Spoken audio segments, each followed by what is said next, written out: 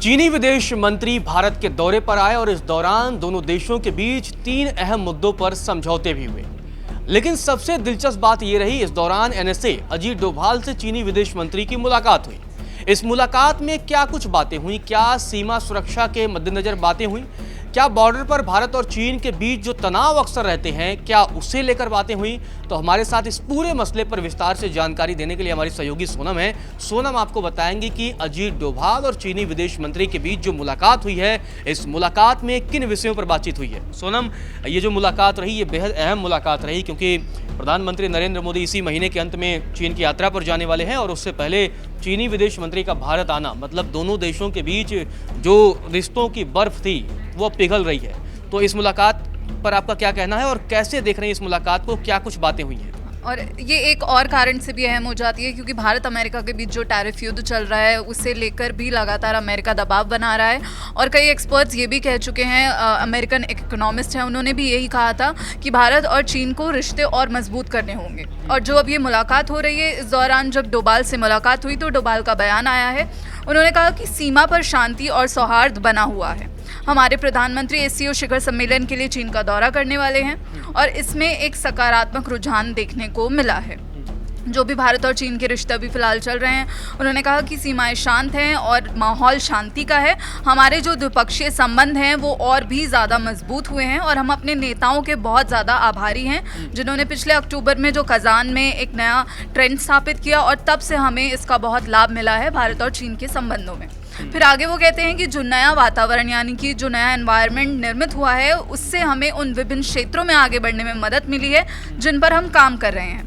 और इसी दौरान वांग यी से जब उनकी मुलाकात हुई तो वांग यी का भी बयान आया। उन्होंने कहा कि जो पिछले कुछ वर्षों में यानी कि पास्ट में जो हमारे सेटबैक्स रहे हैं, जो हमें झटके लगे हैं, वो दोनों देशों के लोगों के हित में ये जो झटके की बात जो कर रही है, झटके का इशारा किसकी तरफ है? क्या ट्रंप की तरफ इशारा है? क्योंकि टैरिफ को लेकर के लगातार ट्रंप की तरफ से ही दोनों देशों को झटके हैं, हालांकि उसमें चीन को थोड़ी रियायत मिल जाती है। तो ये चीनी विदेश मंत्री दोनों देशों के संदर्भ में किस झटके की बात कर रहे हैं? ये उस झटके के बारे में हो सकता है जो चाइना और इंडिया का बॉर्डर स्टैंड ऑफ हुआ था एलएसी विवाद को लेकर। तो उन्होंने कहा कि जो उन्होंने अपनी जो ये टिप्पणी थी वो मैंडेरियन भाषा में दी। उन्होंने कहा कि जो पिछले साल अक्टूबर में राष्ट्रपति शी जिनपिंग और प्रधानमंत्री मोदी की कजान में एक महत्वपूर्ण बैठक हुई थी और उस बैठक ने ही हमारे द्विपक्षीय संबंधों के विकास की दिशा तय की और सीमा विवाद के उचित समाधान के लिए ये प्रोत्साहन प्रदान किया है उस बैठक में। तो मोदी और जिनपिंग के बीच जो मुलाकात हुई थी पिछले साल, उसी मुलाकात के बाद दोनों देशों के बीच कहीं न कहीं जो लगातार एक तनाव बना था, खासकर गालवान घाटी में जो कुछ हुआ था उसके बाद दोनों देशों के रिश्ते इतने ज़्यादा तनावपूर्ण आ गए थे कि भारत के प्रधानमंत्री ने खुद एक तरीके से अपरोक्ष रूप से सोशल मीडिया पर और अन्य जगहों पर मुहिम चला दी थी बायकॉट चाइना और उसके प्रोडक्ट की। लेकिन अब दोनों देशों के बीच एक बार फिर से संबंधों में नज़दीकियाँ देखने को मिल रही हैं। तो आगे और क्या कुछ उन्होंने चीन के विदेश मंत्री ने कहा है? हम ये अपने दर्शकों को बता दें कि इससे पहले जयशंकर और चीनी विदेश मंत्री की भी मुलाकात हुई थी और उसमें से भी कई बयान और कई टिप्पणियां लेकर कर सामने आई थी, जिसमें चीनी बयान में कहा गया था कि वांग यी ने कहा था कि दुनिया सदी में एक बार होने वाले परिवर्तन से तेजी से गुजर रही है।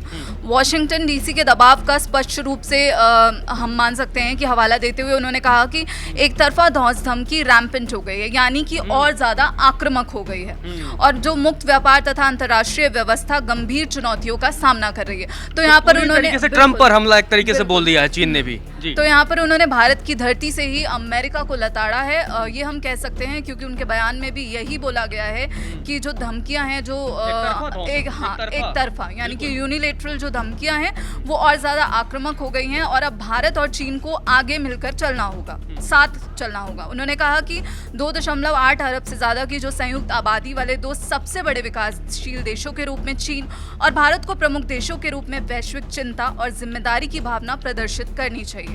विकासशील देशों यानी कि डेवलपिंग कंट्रीज के विशाल बहुमत के लिए एकजुट होने और खुद को मजबूत करने का एक उदाहरण स्थापित करना चाहिए।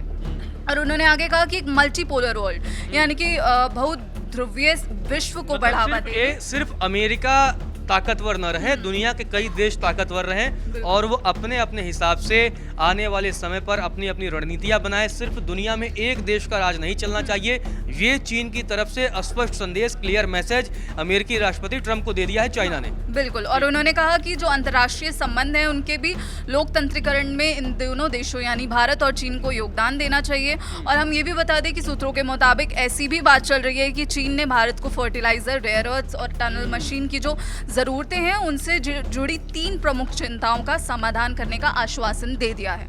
और ये बड़ी खबर भारत के लिए है, क्योंकि बिल्कुल इसी रेयर अर्थ मिनरल्स को लेकर के चाइना अमेरिका पर दबाव बना रहा था, और अगर अब भारत के साथ इसका समझौता हो जाता, क्योंकि अभी भारत सेमीकंडक्टर को लेकर के तमाम प्रोजेक्ट का ऐलान कर रहा है, और सेमीकंडक्टर प्रोजेक्ट के लिए ये रेयर अर्थ मिनरल्स बेहद ही जरूरी होता है, तो ऐसे में एक बड़ी सफलता कहीं ना कहीं भारत को मिलती दिख रही है। बिल्कुल, और यही चेतावनी अडानी ने भी दी थी। ये कहा था कि अगर सेमीकंडक्टर पे कोई सैंक्शन लग जाता है तो अर्थव्यवस्था ठप पड़ सकती है। और रेयर अर्थ्स पर जो ये आश्वासन इसलिए भी महत्वपूर्ण है, ऐसे समय में आया है जब अमेरिका, जो लंबे समय से बीजिंग को अपना एक रणनीतिक प्रतिद्वंदी मानता है, उसने अपने औद्योगिक आवश्यकताओं को पूरा करने के लिए बीजिंग के साथ एक समझौता किया।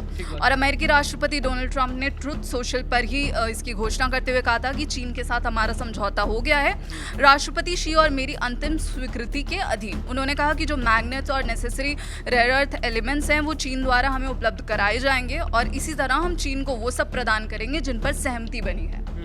तो इसलिए भी ये अहम हो जाता है जो अभी चीन ने भारत को फर्टिलाइजर और रेयर अर्थ्स और टनल मशीन का आश्वासन तो ये दिया। ट्रंप के लिए एक बड़ा झटके के तौर पर देखा जा रहा है, क्योंकि ट्रंप लगातार, हालांकि इसी रेयर अर्थ मिनरल की वजह से ही चाइना पर लगातार टैरिफ को पहले उन्होंने 90 दिन के लिए टाला था, फिर और 90 दिनों के लिए टाला, लेकिन अब इसी रेयर अर्थ मिनरल को लेकर चाइना ने भारत को आश्वासन दिया है कि वो आपका सहयोग करेगा, मदद करेगा, और ये भारत के सेमीकंडक्टर इंडस्ट्री के लिए बहुत ही जो है आमूल-चूल परिवर्तन लाने वाला हो सकता है। और लगातार जिस तरीके से अमेरिका के साथ दुनिया के रिश्ते बिगड़ रहे हैं, उसमें खासकर भारत और चाइना का साथ आना वो बहुत मायनों में अहम हो जाता है।